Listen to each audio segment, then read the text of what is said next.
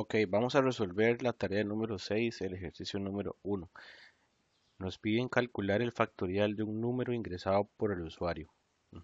Entonces, recordemos primero que el factorial simplemente es la multiplicación consecutiva de los números anteriores. Por ejemplo, en este caso, si yo ingreso el número 4, entonces el factorial es 24. ¿Por qué? Porque es 1 por 2, por 3, por 4. ¿Ok? Y así sucesivamente, ¿verdad? Entonces, en este ejercicio las entradas serían simplemente el número que el usuario ingresa, no hay ninguna entrada adicional.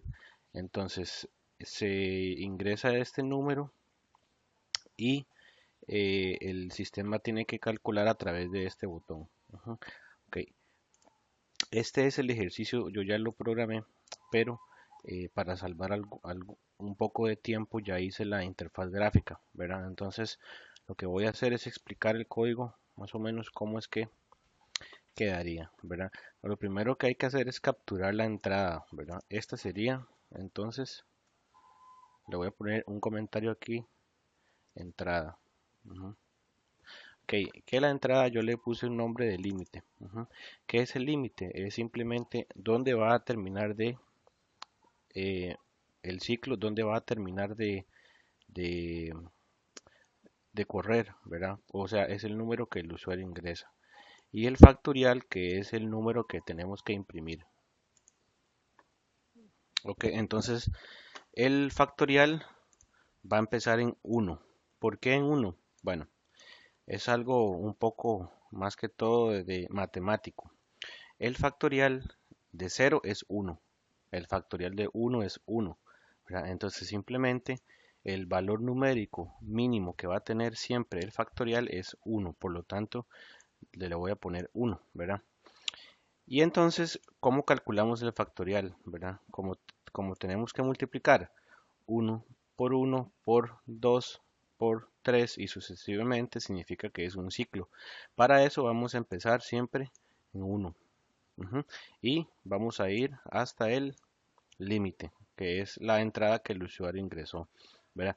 ¿Cuál sería la multiplicación que se tiene que hacer o el cálculo, ¿verdad? Es simplemente decir que esta variable factorial tome el valor de factorial por i. ¿Qué significa eso, verdad?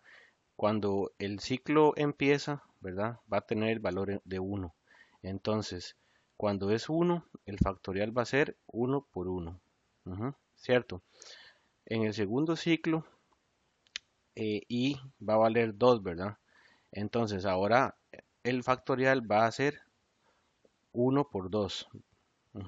En la tercera iteración, y va a tener el valor de 3, ¿verdad? Entonces, factorial va a ser igual a 2 por 3, 6. Y en el último, en la última repetición, bueno, suponiendo que vamos a ir hasta 4, la última repetición, entonces, factorial va a ser igual a 6 por 4, 24, ¿verdad? Siguiendo esa línea matemática, ¿verdad? Y así sucesivamente dependiendo del límite. Y lo último que nos queda por pintar sería el factorial, o sea, en un label hago que se pinte ese resultado. Entonces lo voy a probar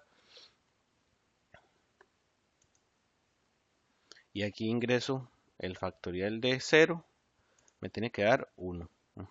¿Por qué el factorial de 0 me da 1? En este caso, si yo ingreso 0, significa que el límite va a ser 0. Y va a empezar en 1. O sea, va a ir de 1 a 0. En este caso tendría que ir retrocediendo, ¿verdad? Pero entonces no se ejecuta nada de esto. Simplemente cuando yo ingreso 0, entonces el ciclo no se ejecuta. Cuando el factorial es 1, perdón, pido factorial de 1 va a ser 1. Factorial de 2 es 2. Factorial de 3 es 6. Factorial de 4, 24. Y así sucesivamente. Entonces de esa forma es como se resuelve ese ejercicio.